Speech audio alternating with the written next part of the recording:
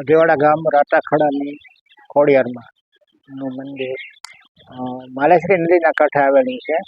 સરસ મજાનું છે જગ્યા.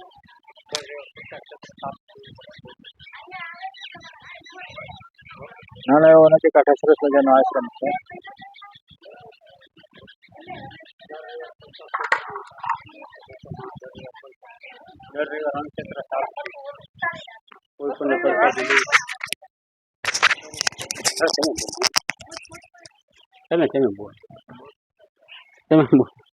અહીંયા દર રવિવારે આ ક્ષેત્ર ચાલે છે. આ ખોડિયારમાંના મંદિરે પરસોત્તમપુરી બાપુ હે રાજેશગીરી બાપુ ચલાવે છે આશ્રમની અંદર ક્ષેત્ર, અને અત્યારે એની સેવા પૂંજા ખોડિયારમાંની રાજેશગીરી બાપુ કરે છે.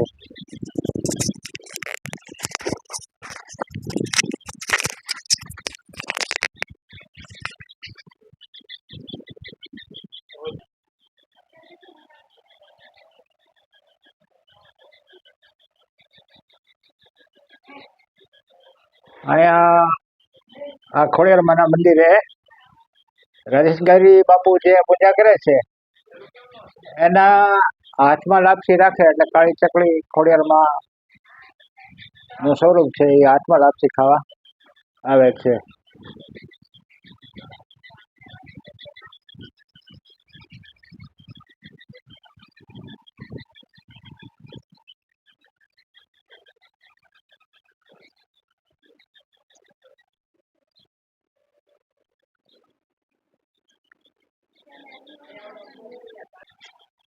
અહીંયા એક સરસ મજાનું પીપળાનું ઝાડ છે.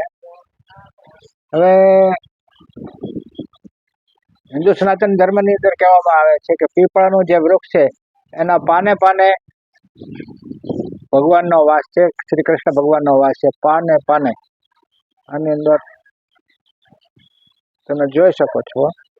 આ એક એક પાનો ક્યારેક તમારે જોવું કોઈ પણ હવા ન હોય તોય પીપળાનું પાન ધીમે ધીમે ધીમે ધીમે હલતું હોય, પણ હવાનો રૂખ ન હોય ને તોય તે આ પીપળાની ઓલી છે, ખૂબી છે. આની અંદર ભગવાનનો વાસ છે.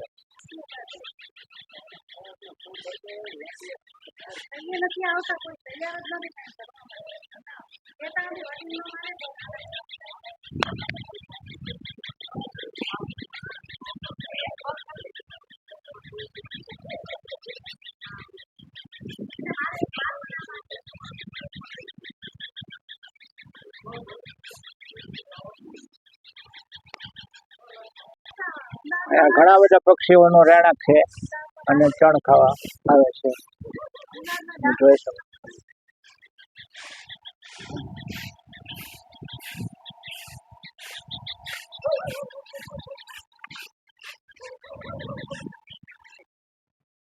અમારે શ્રી નદી,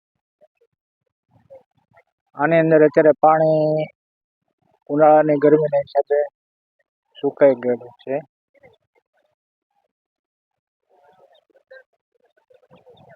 અને આની અંદર ઘણા બધા પક્ષીઓ રહે છે. આજ બારસ છે, બારસનો ચાંદો છે, બારસને શુક્રવાર.